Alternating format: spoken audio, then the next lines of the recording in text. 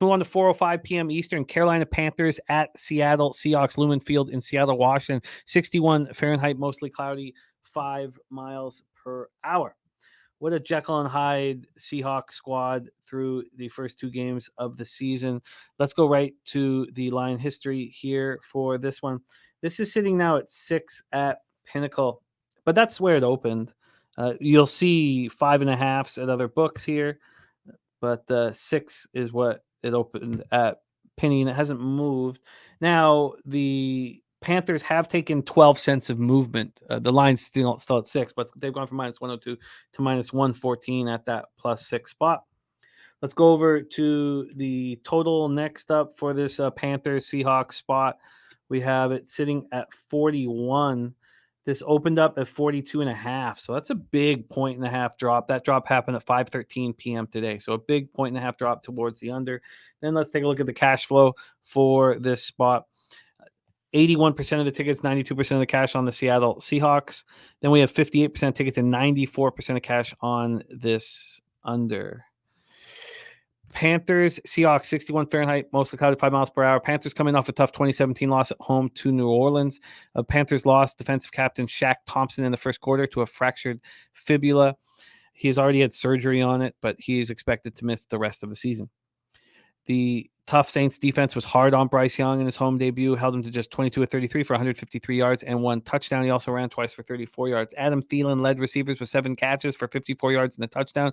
Miles Sanders ran 14 times for 43 yards. Panthers finished with just 239 total yards. They were 4 of 14 on third down and 1 of 3 in the red zone. It was Frankie Louvu who led the defense, 9 tackles, 3 for a loss, 2 sacks. He stepped up in a big way after Shaq went down. The team finished with 4 sacks and 6 quarterback hits. Von Bell had 6 tackles and a pick. Seahawks come in off an enormous 37-31 overtime victory at Detroit. The offense was excellent. 393 total yards, didn't turn the ball over, 5 of 11 on third down, 4 of 5 in the red zone. The makeshift offensive line stepped up and was excellent. I've got to figure out this a little deeper. Is that the fact that Forsyth and Curran are good offensive linemen, backups are good, or is that the weakness of the Lions pass rush? Geno Smith went 32 of 41 for 328 yards, 2 touchdowns. He also ran 3 times for 20 yards. DK Metcalf dealing with a rib injury, manned it out, 6 catches for 75 yards. Tyler Lockett, 8 for 59, 2 touchdowns, including the game winner. Kenneth Walker ran 17 times for 43 yards, 2 touchdowns, also caught an 11-yard pass. Defensively, the Seahawks again allowed 30-plus points, but they got timely turnovers. Lions put up 418 yards and were 2 of 2 in the red zone. Now, Jamal Adams would help. So we're still waiting for Jamal Adams to return from that torn quad tendon he suffered in that first game of the year last season against the Broncos. Pete Carroll says Jamal Adams will have a full week of practice. And quote, unquote, right from his mouth, says whether or not he plays, that's a different story. We're not talking about that yet.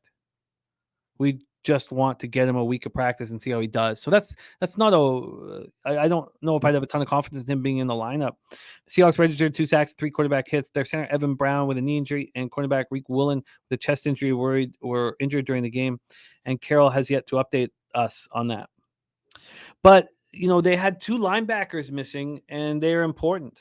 Boye Mafe was out, and so was Devin Bush. They were both inactive, and they're both really important. I mean, if you have Boye Mafe, Devin Bush, Reek Woolen, and Jamal Adams in, then the defense is much, much, much improved.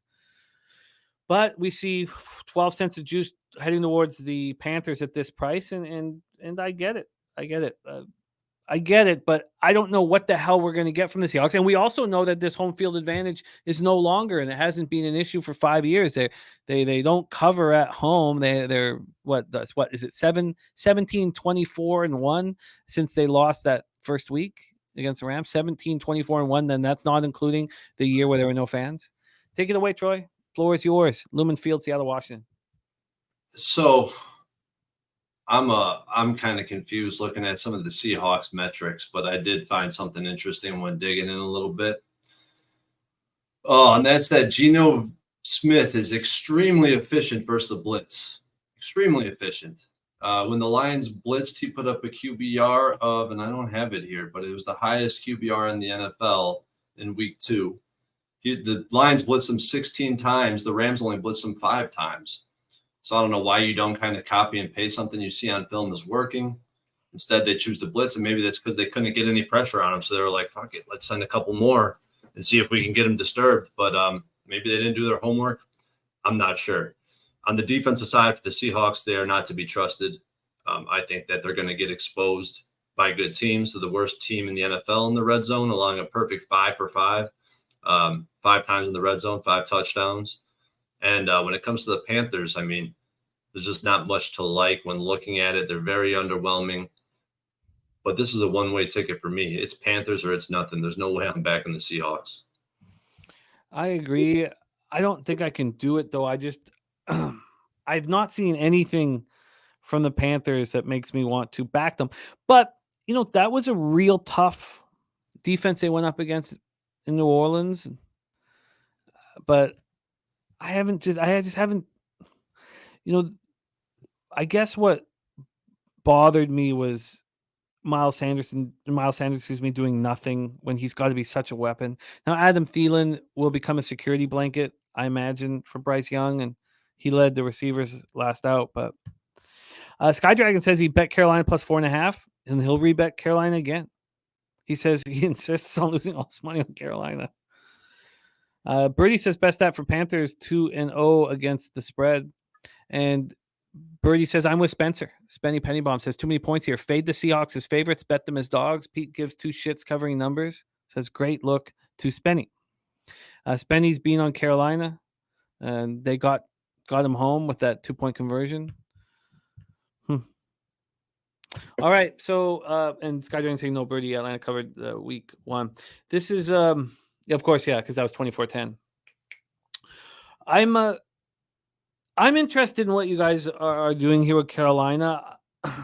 I've got to sit with it for longer. I don't think that I can. I don't have the confidence to bet it tonight. Personally, are you going to move on this tonight, Troy? No, this is one I will not move on tonight. So don't mark me down for anything. I don't even think I'd put a lean on the Panthers, but yeah, I'm not looking to back the Panthers at this point. I think there's better spots to attack. Of the sides that I want to bet, right now, this isn't too far away from being in that wheelhouse. Looking at what my plan is. I like that 6.5 for the Commanders a lot, and I like the 7.5 with the Colts. And then what Carolina's sitting here at 6, I'm very interested in where this line goes, but I do find it appealing. And then I like the Chargers at this point. I'm going to stay off the Broncos, and then the Patriots is starting to make me nervous. So, but I'm very interested in your guys' look on Carolina, and I'm going to sit with it for a little longer. Let's move on. Next up for